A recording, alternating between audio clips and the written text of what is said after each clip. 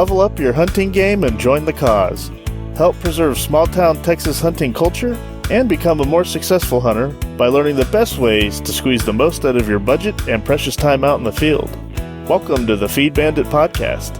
Here are your resident bandits, Richard Kinchlow and Jimmy Byrne. Whoa. First time I heard that. It talked. Yeah, and I had to approve it. I never heard it say recording in progress. Yeah, I'm actually really stunned that it was like so 1970s. It sounds like the one of the recordings from that Matthew Broderick movie, War Games. It's been the greatest movie of all time, by the way. A Gmote. Oh, it is. Great game. Or great movie. Recording in progress. Mm-hmm. All right, you ready to do this? Right. All right, howdy, folks. Welcome back to the Feed Bandit Podcast. Jimmy here, joined by old Corn Bandit. How's it going, Corn Bandit? Well, doing fine, sir. And yes, sir, doing fine. We are sitting here in July. Almost in July, and the weather could not be better. Golly, I mean, this has been something really, really cool. All the summers I've been alive, I don't think I've experienced like 2005, 2015. Well, I'll tell you when it was. 2017. And here's how I remember this. All right. That was when Jeb was born, my son. Right. Yep. He was born on June 17th. And let's see, about a week later, this is when we were at the house in the Farmer's Branch. Gotcha. And about a week later, we had him sitting in his bouncer outside with us, and we were having a fire in the backyard. Right. Wow. We don't usually do that in June in Texas, right? No. Or Dallas and everything. And we had him in the bouncer, and I brought out this big shop fan from the garage. Right. Kind of like angled it to where it'd blow the smoke away. So the fire. Well, I remember that.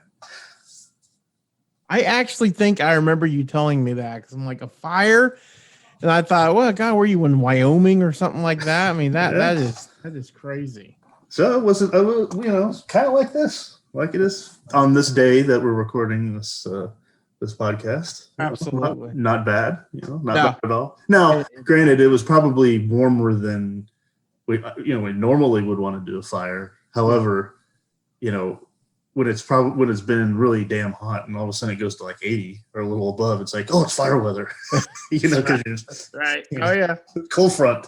Oh yeah. Yeah. Well, I saw some deal on YouTube today. There's some weather guy posts, like, he just sits there all day and posts something. He said in the little picture thing on the video thing said something to the effect of, Arctic blast. And I actually started thinking to myself, God, if it truly is some sort of a major front like that, you could be looking at a scenario where, are the blue-winged teal gonna maybe pick up early? I mean, that would be incredible. That would be very interesting. Yeah, I mean, so I've seen blue-winged teal at the Rancho Bandito as early as mid-August. So, what these Arctic blasts portend, Yeah. Global warming, of course. Oh, no, of course. Absolutely. Because no matter whether it's really hot or unusually cool, right, always because of global warming. So, of course. It was that if it's really getting so hot, why was it so damn cold last winter? Right. Learn to eat rocks, people. That is one of the best. One of the YouTube videos that stands up to the test of time. Especially now, right? Oh God, big time. Well, we got a little treat here tonight. For the folks that have been sitting at the edge of their seat since our last podcast. Sorry, we teased the results of a little experiment, if you will. that you've titled Battle of the Deer Protein Brands. Yes. Double Down versus West Feeds. We'll call it round 2. Round Fight. Yeah. No, it just, we had such a good time doing the last one we did. And I think that was 2019 because we didn't do it last year because of the Contra virus. Or did we do it? No, we didn't do it last year. No. You did. You did part 1, right? Oh, okay. I thought. Yeah, the part 1 that you talk about. Idiot. Okay. Yeah. Wow. Sorry about that. The first part. Yeah. Okay. Yeah. Yes. Yeah. So we did the first one last year. Yeah, you're right. And it was really the objective behind this, in my opinion, was it very, very simple. Very, very simple. And then I think the goal was to see, okay, what do the animals prefer? The white-tailed deer, which protein, back then, which protein do they like? The black buck antelope, the axis deer, and back then we were testing Double Down because obviously they're still the new upstart and the protein market. Of course, they're tremendous now. I'd say they're definitely one of the top brands, if not the top brand. As far as desirability, people are really going after it. We have West Feeds. It's our friends off of I-35 in West Texas, not the geographical location, the actual town. And we had the Purina Antler Max. So that was definitely a fun test, and it was really interesting to see what they liked and what they didn't like, or not what they didn't like, but what they ate first, rather. Yeah, and you say you want to find out what they like. Yeah, it's also an economic reason, right? Because if you can find out what they like more, right, you're not going to waste your time spending money on what they don't like. Right? Exactly. Exactly. Yeah. I don't know. It's interesting to see, to find out. There's so many factors that go into it, but I like the Feed Bandit, the trough idea and how you kind of modified that to the new idea. I guess what might be good is to maybe give just a quick overview of how round 1 was tested. Right. Maybe what happened, but then why you did what you did for round 2, Right. Yeah. No, that's good. Yeah, round 1 we did in just a basic trough. Again, we made, as Jimmy said, we made a big rectangle. I actually made it, which let me tell you, that's something else, because my carpentry skills, they ain't up to par with Jesus. He was a carpenter, and yeah, it wasn't very good. In fact, the first one that I made, or the first version I made, one of our very, very dear friends who is very skilled with a hammer and saw and screwdrivers and all that kind of stuff. He said, "What do you feed now? They're giraffes." The thing was like, it was like 6 foot tall, and I'm thinking, God, how did I screw this up? So after I cut the legs down, and then I put it out there and I put it in the back of my truck. I'm loading it by myself. I'm like, this thing's gonna fall apart before I get there.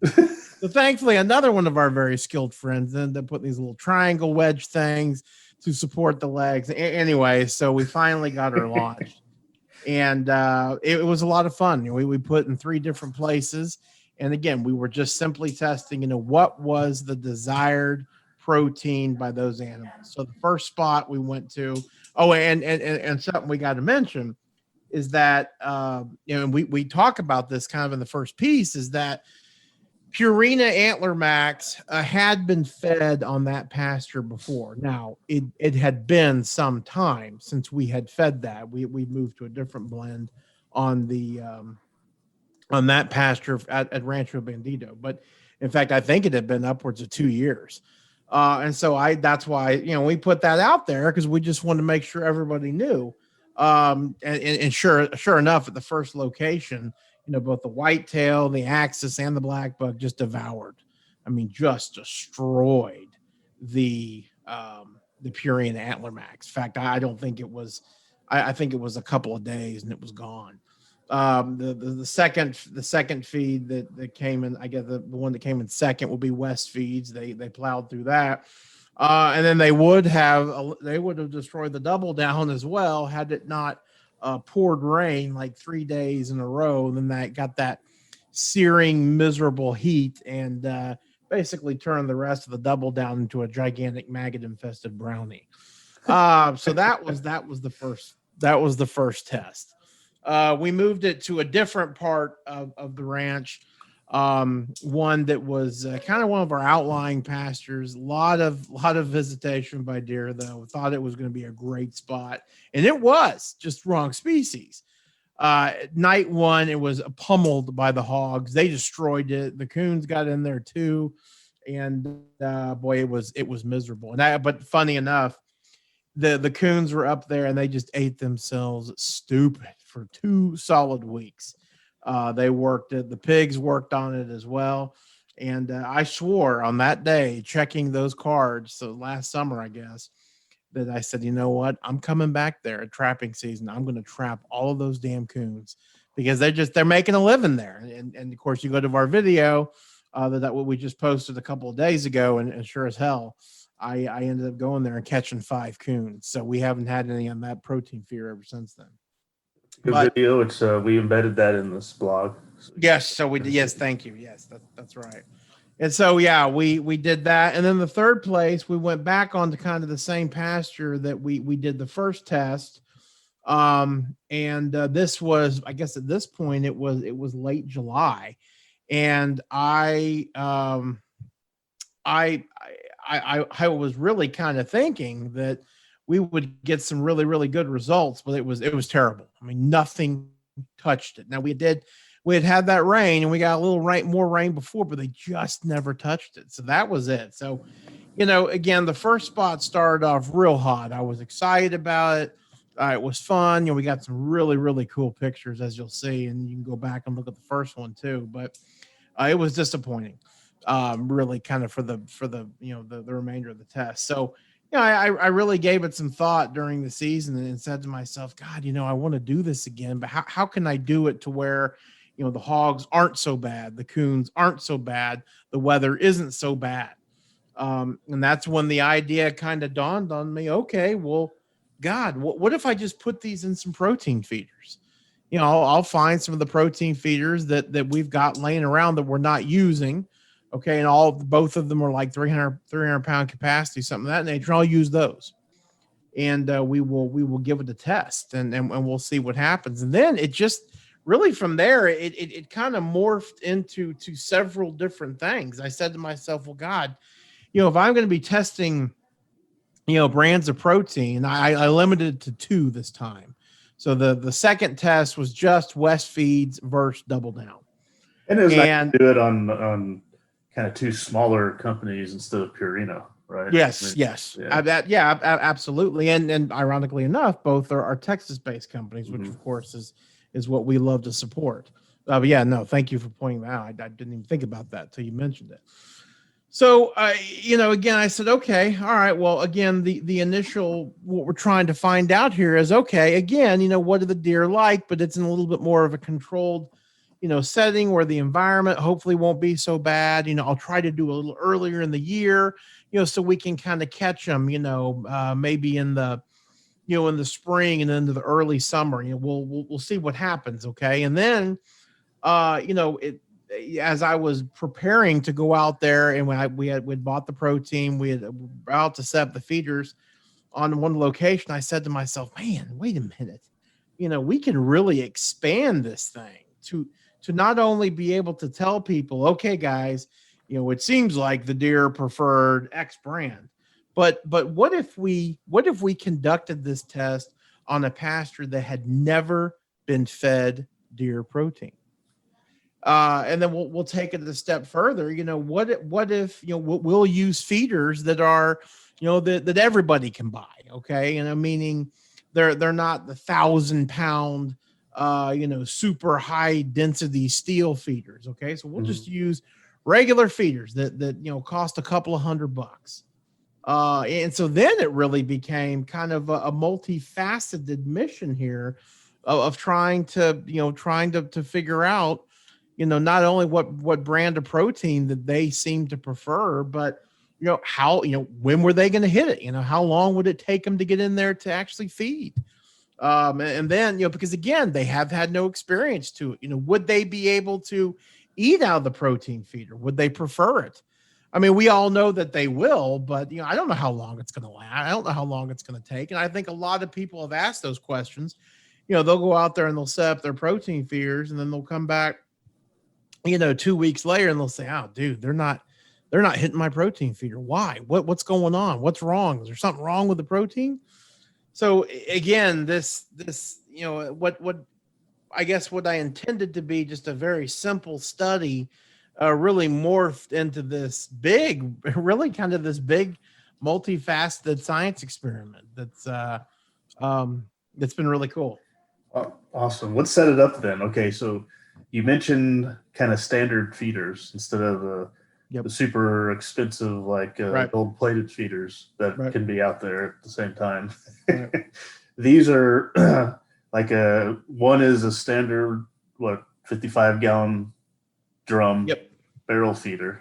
Yep. It was like you say, it was a 55-gallon drum feeder. Had a you could see it in the pictures, of course, had a drop down feed tube with 3 or 4 ports on it.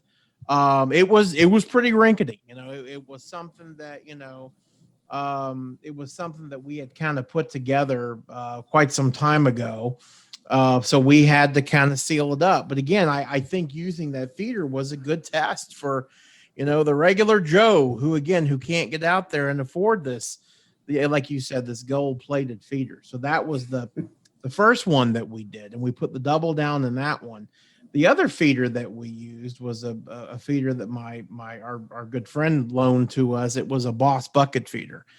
And I think that one, the capacity on that one was probably 300 pounds as well. But again, super, super light feeder, really easy to move. I was actually able to pick it up, not with feet in it, of course, but and the Boss bucket feeders are fairly inexpensive. So yeah, that was the feeder setup. And you set them up in such a way that it wouldn't be like, oh, I'm going to go to this one because it's the first one I come to. Right.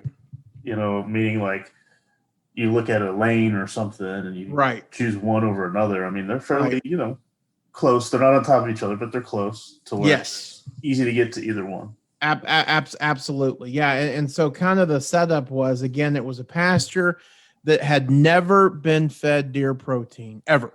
Okay. Now they had been fed deer corn, and they've been fed deer corn for about 2 years now, but never deer protein. And because there are hogs in the area, and you can see it on the pictures, we actually used their feeder pen. They've got a little 4-foot feeder pen, and you can't see it, but they're in behind kind of where the camera is. There's a broken down corn feeder that the hogs had gotten to, I think, in December. So we did have a corn feeder there, but again, hadn't been functioning since at least December. We started this test in March, but so it in that barrel did have corn left in it. And you say in here, you might have liked to have started it earlier, right? Yeah, but sure. a lot went on. No, it was kind of crazy. And you're exactly right. I really, really, really, really wanted to get this thing kicked off in January because I want, because again, that's the time we always talk about. All right, get your protein feeders going, folks. Is in January where the bucks are worn out, the does are worn out from being chased. It's cold. So that's when I really wanted to get it started. But of course, as usual, it doesn't happen. So I think early to mid-March is when we officially launched the initiative. March 28th or 18th? Oh, okay. 18th. So that would definitely not be mid-March. Well, it was March 18th, I guess. Oh, March 18th. Okay. Assuming the date is correct. Of course they are. Jeez. Yeah, of course they are. Well, you might have put it out there actually before that, I guess, because obviously you didn't put out all the pictures on the blog that you got there. Oh yeah, talk about how many pictures you got. Oh my God, we got close to. Let's see. We again March 18th through the late May. No, did we go into June? Early June? I don't have the front of me, but I think late May or early June. I think it was early June. And every time we pulled the camera card, and then so while we're there, we'll talk about it. We had a trail camera that was going off every 2 seconds. Okay. So that way we could see, when the deer entered the pen, what they were doing. I mean, we could see every twitch of the ear. So it was just firing pictures off. So, for the last couple of months, I had been checking these cameras and I was thumbing through 2,000 pictures, every week, kind of doing the analysis on that stuff. Pretty cool. I guess you saw a lot of stuff out there. Oh, we did. Did you get any birds flying by or anything like that? We really didn't. We didn't get any birds. We got turkeys. Yeah. No hogs, which was amazing. It was we didn't see a lot of extracurricular game out there. So no mountain lions yet. No pasture kitties. No, none of that. So awesome. Okay, so just to recap, you got Double Down and West feeds and call it run of the mill everyday feeders. Absolutely. Yep. Out on a pasture that's never fed protein, or at least not in 20 years. So it's probably never. Yeah. Since we've owned it. Yeah, exactly. So a nice virgin territory, if you will. Yep. Big time. Okay, so we got a camera set up that's going off fairly often. You got a lot of pictures. All right. So take us through it. Yeah. So I had no idea what to expect, and again, this kind of goes back to the whole, you hear all the folks saying, well, I didn't like my protein. There's something wrong with it. Or, there could be a mountain lion or illegals in the area. I mean, all kinds of stuff, NASA. But it was absolutely amazing. I got, again, when I was checking this camera, in the beginning, I wasn't getting 2,000 pictures a day. Okay. Or 2,000 pictures every 2 weeks. I was getting more, a couple hundred, and I was only getting a couple hundred because that's where there were no deer in the feed pen. There were for almost 3 weeks, I believe it was 3 or 4 weeks, we had no deer visit the protein feeders. None. Now you ask, what was tripping the camera? Oh, it was deer. It was deer outside the pen. There were deer outside the pen that were just browsing naturally. They just weren't coming into the protein feeders. They wanted nothing to do with the protein feeder. It was absolutely crazy. And so, of course, that's where, again, we've been talking about it for years now, supplemental feeding. You don't want the protein to be their only, substance you got out there to eat. It needs to be a supplement. But it was absolutely crazy. I mean, I had 800 pounds worth of feed, in these feeders, and those deer had no desire, nothing, didn't want to touch it or anything. So I said to myself, my gosh, I mean, this is fascinating. I need to write this down because this is good information for people. I said, but I want to start seeing some deer here. What can I do to get some deer in here? So as we mentioned, we have the corn feeder that, again, had the legs knocked out of it, and there's just a big corn barrel on the ground, but it's sealed up good and tight, so nothing could get in it. So I popped the top off that thing. I got a little bit of hand corn and just spread it just lightly outside of the feed pen, and then I put a little bit in there. And then, sure enough, not too much later, here they come. And that's when, in my opinion, kind of the test really started, because you can see them in there eating the corn, and then you can see them coming up to both protein feeders. I'm like, man, what is this stuff? And that's when they start to consume it. What's interesting is, so you got a lot of pictures of deer coming to the pen, let's say, but not either jumping in or coming close enough to the protein feeders to eat. Right. But they're still coming to the pen, even though the corn feeder wasn't running. Yeah. So they're used to going there. But you needed to kind of bait them in with the corn that they still kind of had, I don't know, latent memory of, I guess. Yeah, well, no, I mean, I think that they were naturally in that area because of the browse. I mean, it was a really, really good deer area. I mean, it's full of browse. Yeah. And truthfully, I think that corn does have a fragrance to it. It does have a scent. And that is what they were, that's what they were smelling. That's what they were like, man, hey, this is familiar. And that's what brought them in. Of course, while they were in there, I think they kind of took a nibble of the protein and here we go. It just was crazy. So, kind of lesson learned. I truly believe if you're starting a supplemental feed program where you think the deer in that area have ever had deer protein, if you want to get your money's worth and get them going on it quickly, I think you should blend it. Mm-hmm. I think you should, maybe a 2-to-1 ratio, 2 bags of protein to 1 bag of corn, and then eventually they'll stop, they'll eat the corn, of course, you put it in there, but then you can go to straight protein. Right. That's a interesting little thought there. Absolutely. Yep. That's the first, one of the first big lessons learned from this thing. Right. Yep. All right, so talk about a little bit about some of the pics you got from the weather, the rain and stuff. Yes. There's a cool pic in the blog. Yeah, that shows. I mean, it's not quite sideways rain, but it's definitely 45-degree angled rain. Oh, so it's coming down. Yeah, big time. Yeah. And again, that trying to, this information is for folks that are looking to start in a protein feed program. And again, we don't have one of these fancy, protein feeders. We've got some more inexpensive ones. Maybe one is even homemade. So contending with the weather, especially March and April when it typically rains, is something you got to deal with. We definitely had our fair share of weather, and it did cause a little bit of cloggage, and we had to take care of that, for sure.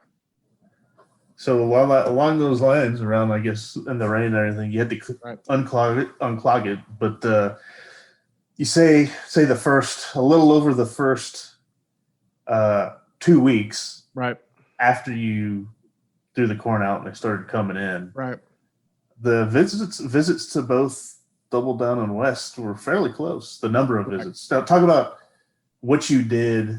Now, when I say the number of visits were fairly close, I mean I had to get that number from somewhere. So you did some intense studying, if you will, of these pictures and tallying. Talk about that. we really did. First of all, we were not compensated by Double Down or by West Feeds to do this. This was just purely something we're doing for every Texan out there who's wanting to start a protein feed or a protein program. And so the best thing that I could think to do was, again, set that camera up for a delay of a couple of seconds. And so my goal was to sit there, and I had my Big Chief tablet and my number 2 pencils. And I would sit there and document, okay, when a deer, entered in the pen, what did it do? Did it go to the Double Down feeder? Did it go to the West feeder? And then it was kind of my duty to try my damnedest to not to double count. Because I don't want to count a doe that, ate at the Double Down feeder and then, went out a picture, but then came back and ate at the Double Down feeder, Mm-hmm. So I was really conservative. If I wasn't sure, I just didn't count it. And there were several instances where the deer would go to the West and then they go over to Double Down, so I counted those because that's fair. That's fair. But that was kind of my methodology in trying to make the determination who kind of won this battle. And again, it wasn't easy, because we had a bunch of deer in there, and really the numbers kind of continued to pick up, and I contribute a lot of that to okay, we get through spring green up, it starts to warm up. In May we didn't have a whole lot of rain. forage starts to kind of dissipate, not a whole lot, not like the summer, right? But you dissipate a little bit nonetheless. And so I think that had something to do with it. Mhm. But so that was kind of my goal, and I just put it on a big Excel spreadsheet, and that's how I tracked it.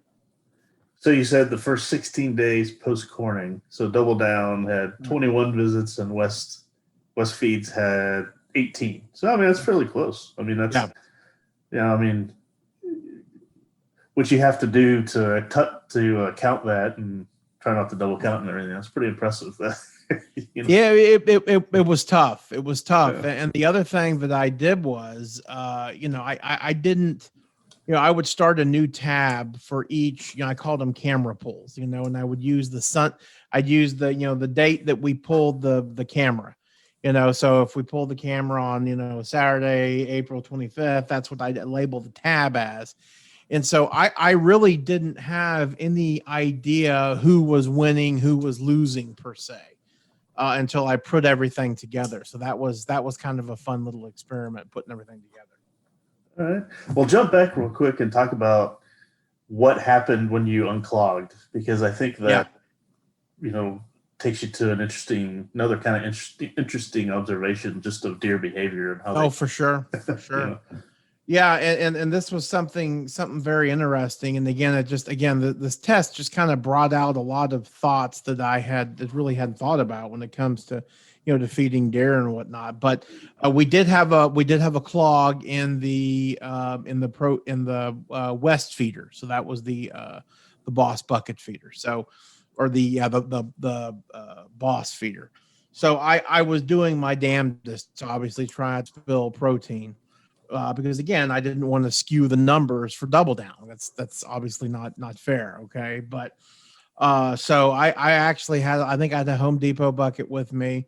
And so when I pulled that head down, thankfully the clog came right out and I was able to secure it back in, dump some of the feed in that I caught in the bucket, but never perfect. I did lose a lot. I did lose some West feed, deer protein in right below the feeder. And it was absolutely fascinating that they really for quite a while, it seemed like they were eating that protein brand exclusively from the ground. It was just bizarre, and I think, it kind of dawned on me. I'm like, man, why are they doing that? I figured that, maybe some of the eye level, and then it just dawned on me, it's probably more natural for them. They spent their whole entire lives bending over or I guess not bending over for them, but putting their head down to feed this way. So it's probably natural that they're, that they want to eat this way, but that's what they did. They did not touch the tubes or anything until that protein was mopped up. Yeah, that's I think that's a good kind of thought about why they were doing that. That's interesting. Yep. Although, I mean, you could also say, the tubes aren't that high. They're kind of like at the level of when they're walking, what I mean? But you're right. I guess when they're, eating forbs or whatever on the ground, they maybe kind of associate, head on the ground with eating more. And again, it goes back to the point that, they're not used to the protein totally yet. There. You never know, it's. Well, and I think that because of this, I think that's why you see companies like there's a Texas company in the Hill Country called Lamco, and Lamco, I believe Lamco was one of the first companies to really put out a big trough, and they're extremely popular, and so that it's on the timer and it just spits out protein at X amount of time. And of course, the deer hammer it. And I think it's real natural for them just to feed like that. So that'd be interesting to see if there's any real science to that. Okay. Well, you also counted, the number of times they hit what was on the ground, right? Yeah. So let's see. You say it was I was very close as well. You said Double Down 76 times and West Feeder 86 times. Right. Or West Feed, 86 times. So West Feeds is a little more this time, but 76 to 86, that's pretty dang close. It wasn't a huge kind of win either way. Right. And that was protein on the ground. Is that right? Well, no, let's see. Hold on. I'm trying to. Okay, we don't. Good question. Did I misread that here? Let's see. No, because that sounds like one of the last weeks. Okay, sorry about that. Yes, you're talking about how the deer and raccoons. I guess the raccoon. You got a lot of raccoon pictures on the ground. We did. We did get quite a few of them. Now I was surprised about how many. I thought we'd see a hell of a lot more, to be honest with you. But they, first of all, kind of like the deer, they didn't come in at first, and then second of all, they really seemed to prefer the double down. What you were saying was, when there was some on the ground, you were counting the numbers that were eating out of the feeders. Still, correct, right, until the ground was clean, basically. Yes. So sorry, but I'm slow tonight. No, it's okay. It's okay. Very scientific. It's Stephen. I'm the Stephen Hawking of your right. your science. Yeah. But there's a lesson learned here too. When you're talking about or asking the question, maybe rhetorical. Does it make sense to purchase kind of a low trough style feeder? Right. Yeah, and that's that Lamco. Yeah. I mean, I think there are others, but I know the Lamco feeder is one that you can just climb right into it. That being said, I think you do have a high coon predation, but again, that's when you use those coon cuffs and try to trap them out there. Weather would be a problem too. If it pours rain, then you're in deep doo-doo.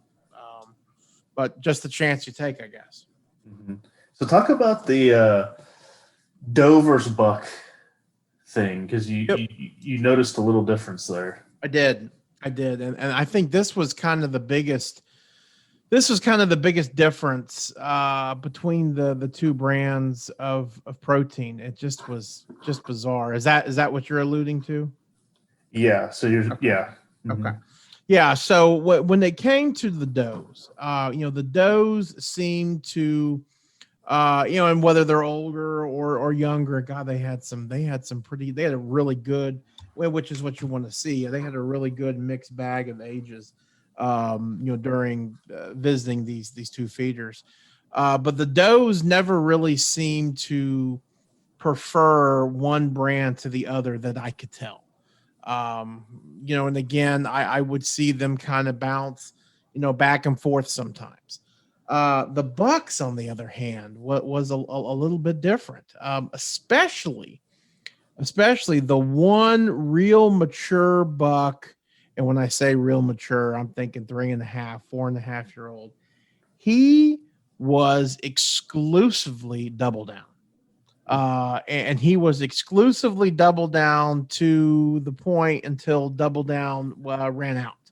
We did have a double down and I think I put the picture in there. It's absolutely crazy.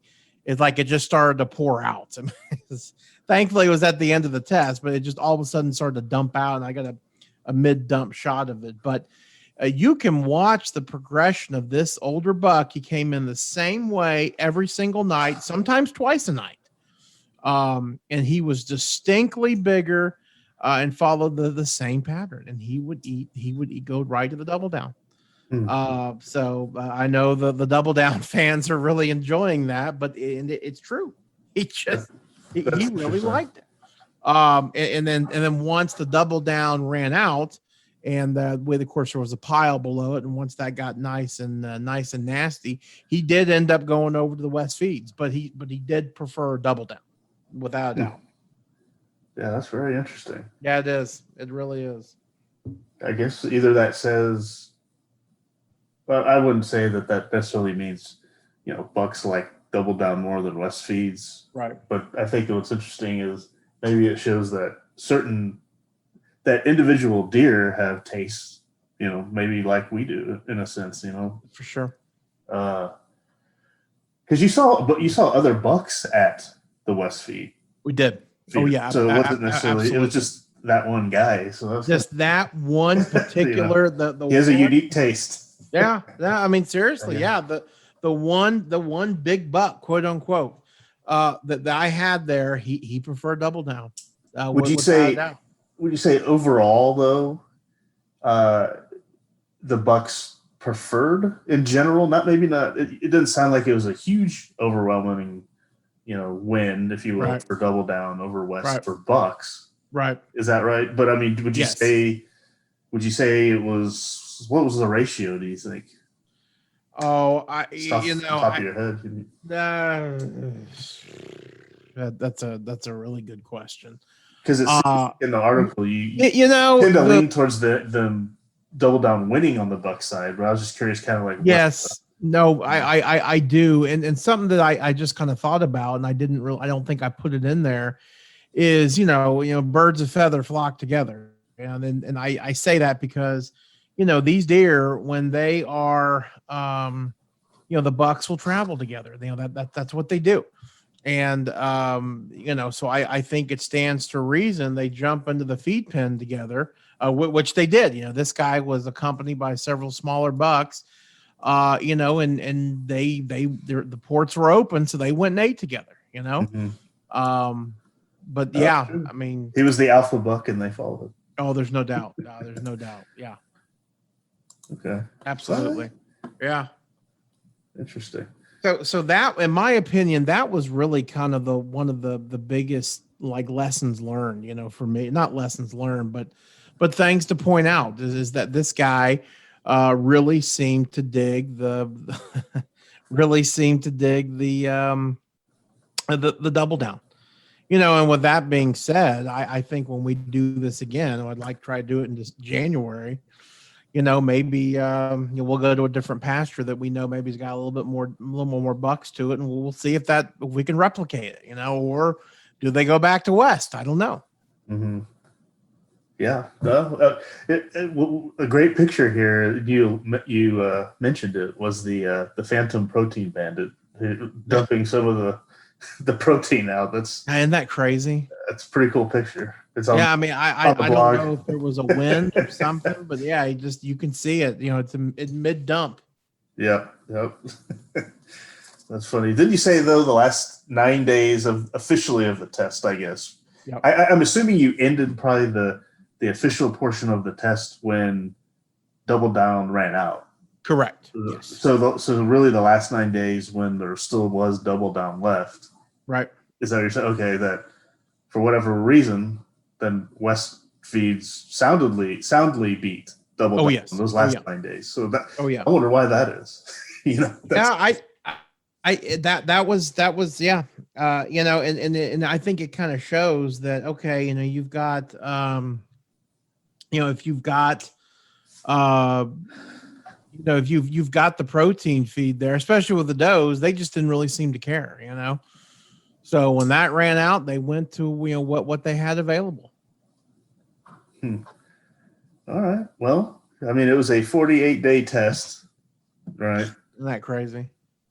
And both had visits over 100, more or less. Yep. But in the end, your count showed that the deer tended to visit. And probably those last 9 days really helped the stats, but right.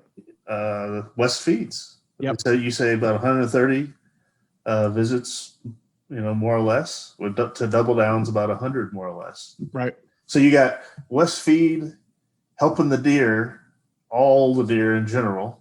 Right. Then you got Double Down, which the deer still loved.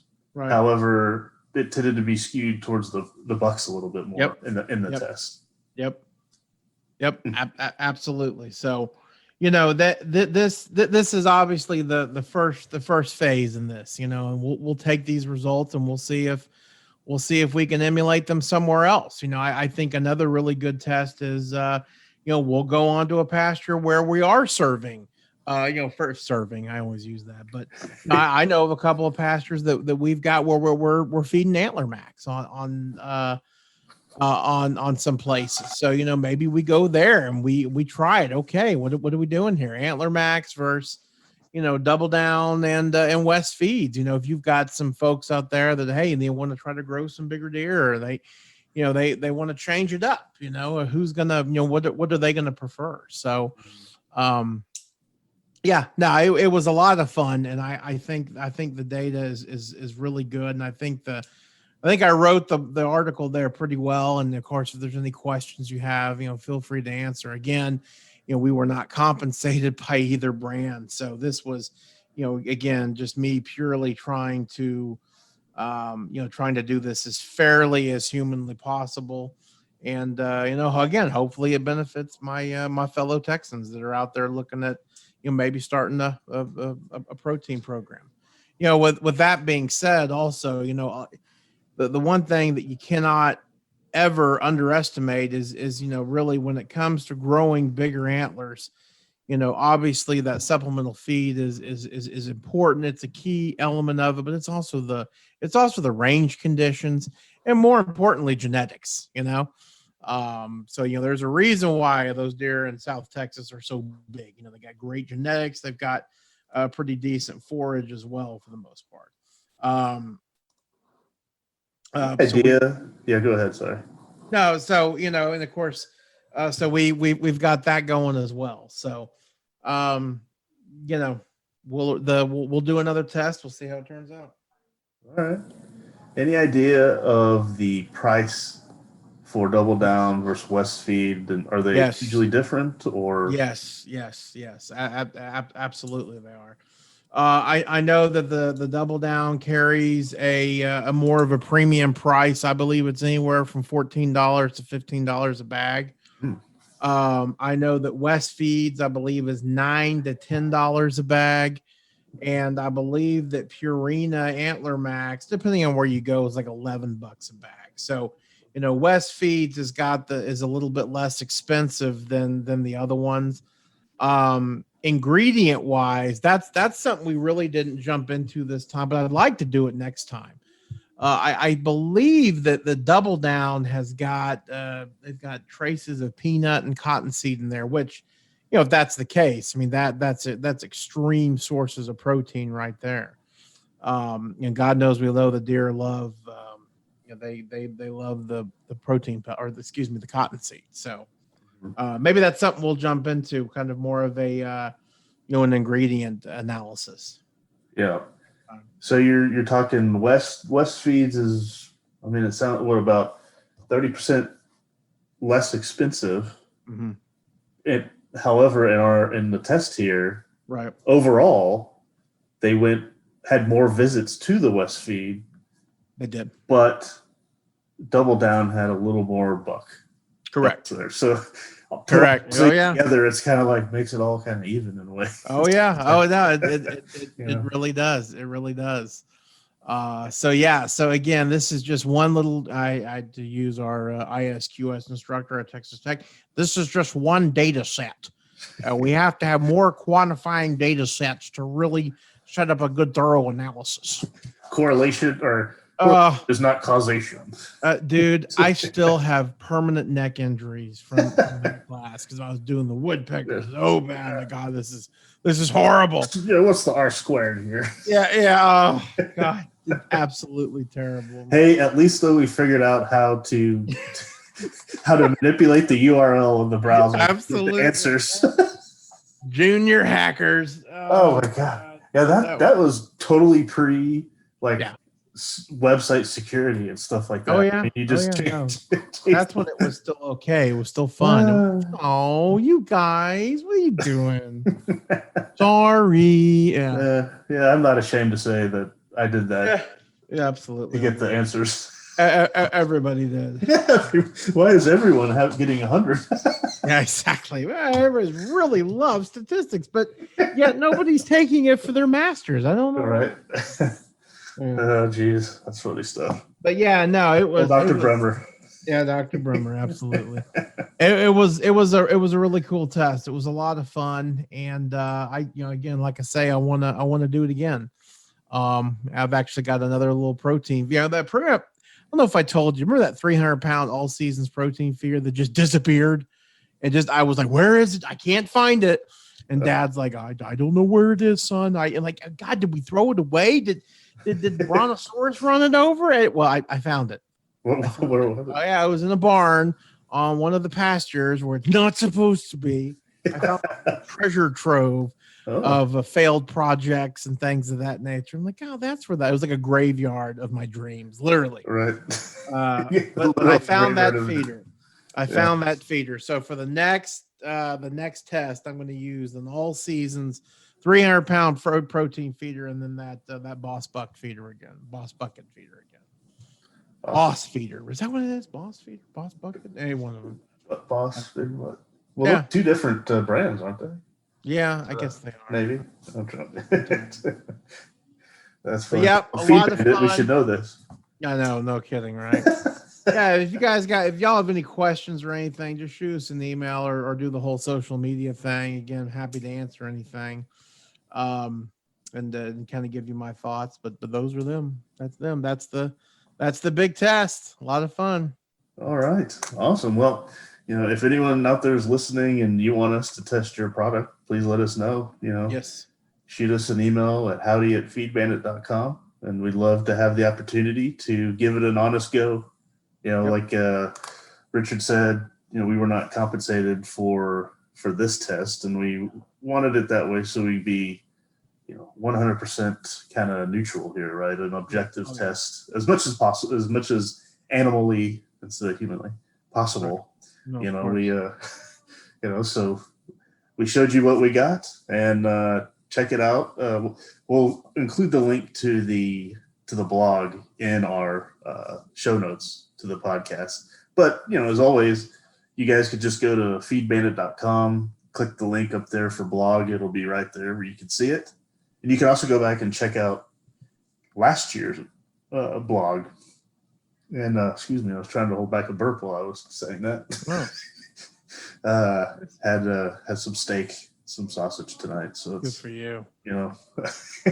But you can go back and read last year's and then come back and see how we did a little differently this year. Yep. And I'm sure these tests will evolve. Oh yeah. To where maybe eventually we'll have like a control group and all this other stuff if possible. Yeah. Use Bremer statistics. Absolutely. We'll have him come do it. Well, the double down protein feeder. Speaking of, I the one thing people are going to ask, and we didn't really address this is, okay, well, which one's better for their antlers? Which one can I feed that's going to grow bigger antlers? And of course, we can't answer that because we have no idea. Growing, again, like we were talking about, growing bigger antlers depends on, the range conditions, genetics, water availability, all that kind of fun stuff, Yeah. So what would be a really, really, really fun experiment, and it would be a long-term experiment, is, if we could get one of those brands and put it on the pasture and just document the progress we make with that particular brand, for the, next couple of years and see, okay, maybe we can identify a 2.5-year-old 8-point that's, that's got a little basket rack and, again, we'll be able to say definitively if this protein brand would really helped it, Mm-hmm. I don't know. Something to think about. Yeah. Or if you can't say it necessarily helped, you could say, okay, this is what happened to these deer. Yeah. Here eating this exclusively. And Right. then right next door in this other pasture, Oh, yeah. that's divided by a high fence. You can, Yep. they did not have this particular brand, Interesting. so that could kind of be your control group. So you monitor both Right. sides, Right. and then you compare a couple of years from now, what are the bucks looking like? Yeah. No. Totally. In general, on average Right. within those two pastures. Right. So then Yeah, from for that, from there you can infer the the success or the failure of right. R squared equals pineapple. Yeah. Exactly. Well, All right. Well, yeah. Well, we'll look into that. It's July, so we got some time. But I probably want to get moving on that sooner than later.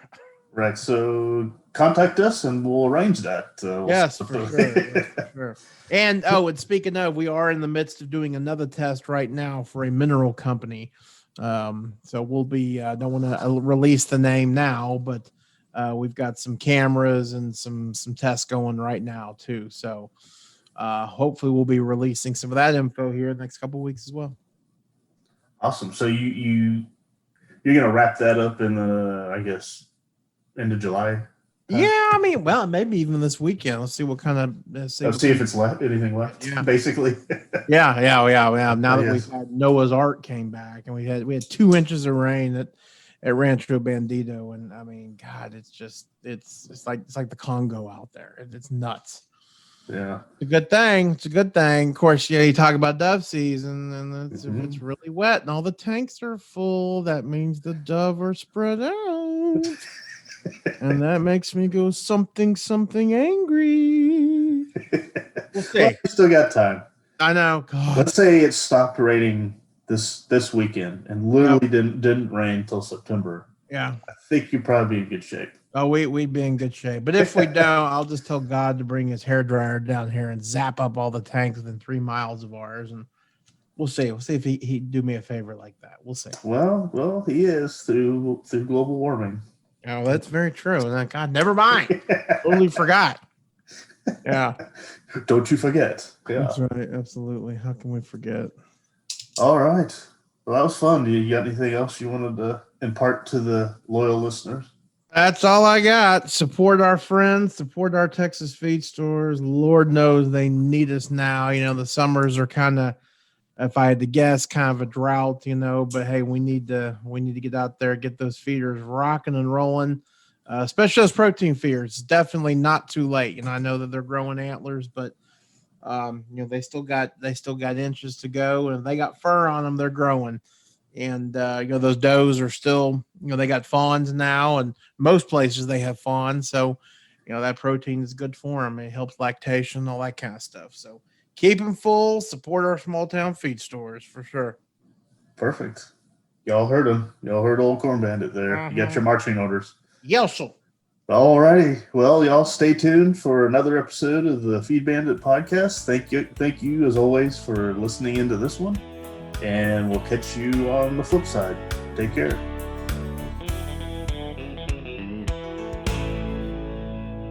Thanks for listening to the Feed Bandit podcast. If you like what we discuss on the show, be sure to sign up to our email list to get even more killer hunting ideas, tips, tricks, and exclusive deals on innovative hunting gear and services delivered straight to your inbox. Sign up over at feedbandit.com or simply by texting the word bandit to 33777. See you on the next one, and remember, support your local feed store.